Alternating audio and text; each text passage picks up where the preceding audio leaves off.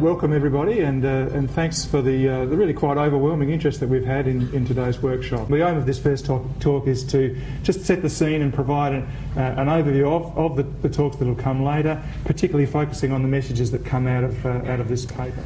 The key points that I'll be making throughout this talk are the following. I'll be highlighting that practice change in rural areas, or anywhere else for that matter, depends on two broad groups of factors. It depends on the human dimension, so that's about the learning, social processes, the goals that people have, the perceptions that they have of the practices.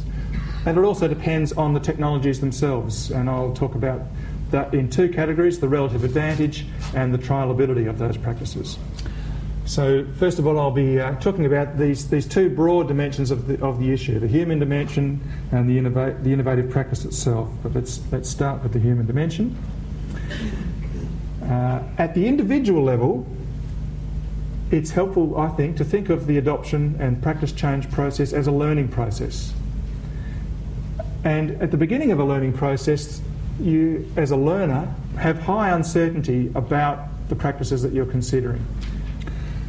One of the concepts in the adoption literature is about the different stages or phases of the adoption process. It's important to realise that that's a bit of a grey area, that continuum between trialling and adoption. There's no crisp boundary between a sort of a steadily expanding area or volume or intensity of trialling.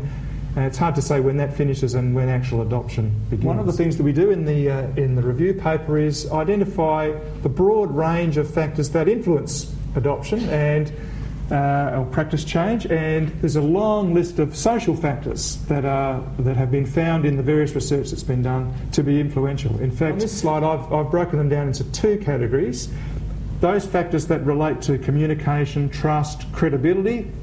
And then there's a group of factors relating to the benefits from adopting the practice. So that's things like whether or not whether that landholder has off-farm income or is focusing primarily on agricultural production.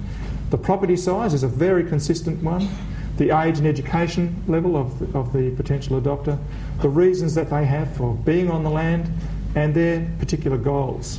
Another one of the concepts that is very prominent in the adoption and practice change literature is about this idea of categories of adopters. In fact, if you only know one thing about the adoption literature, it's likely to be this.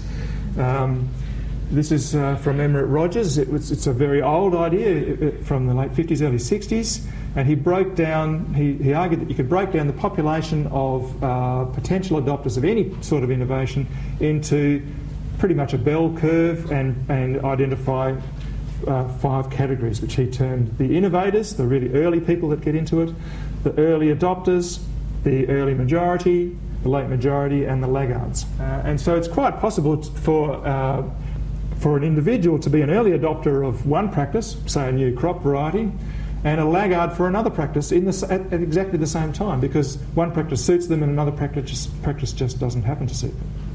So you need to be a little bit careful about assuming that just how much of adoption behaviour is driven by these sort of what you might call personality characteristics, although there certainly are one important influence. Okay, that's all I have time for to talk about on the human dimension. I want to move now and talk about the innovative practices themselves.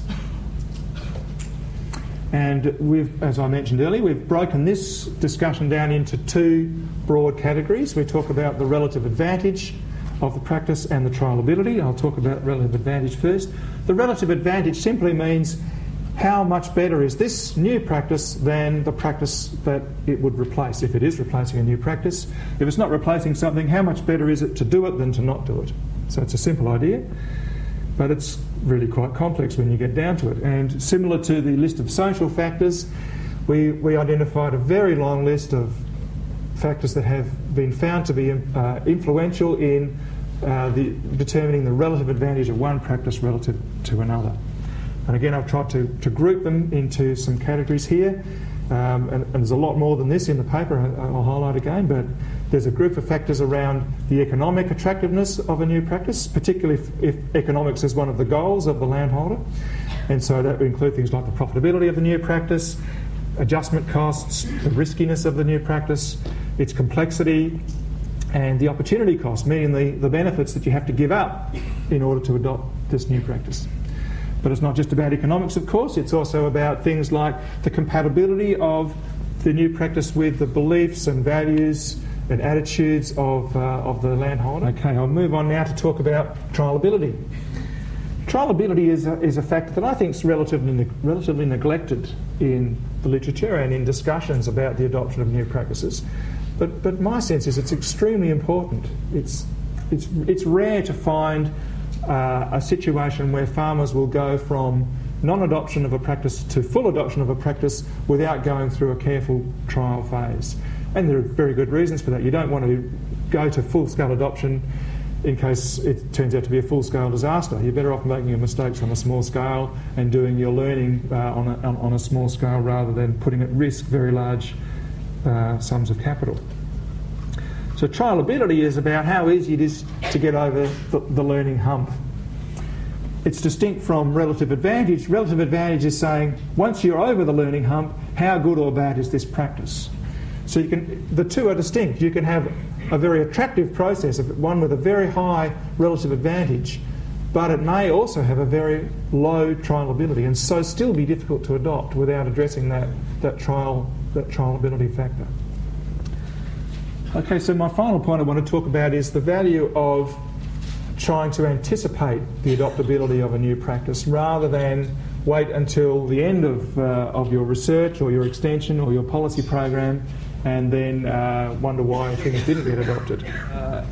It's very valuable to anticipate whether or not the practices that you think you would like to adopt are actually adoptable and to go through some systematic process to try and assess that. And that's just so crucial because, as the literature strongly shows, sustained adoption of a new practice requires that the practice have strong relative advantage to the landholders.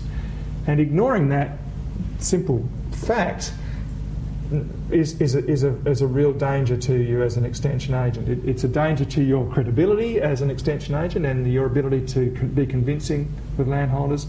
It's likely to be a problem for the landholders as well, a waste of their time. So you don't want to do that. So all I want to do is reiterate my key points that I hope have come through in that talk so far. I've talked about the fact that practice change depends on two broad groups of factors. There's the human dimension and the characteristics of the technologies themselves. I've talked about each practice having its own unique adoption story, and that is dependent on the particular circumstances of that practice and its characteristics. And I've tried to highlight the importance and the value to policy, to extension and to research from anticipating the adoptability of new practices. So thanks very much.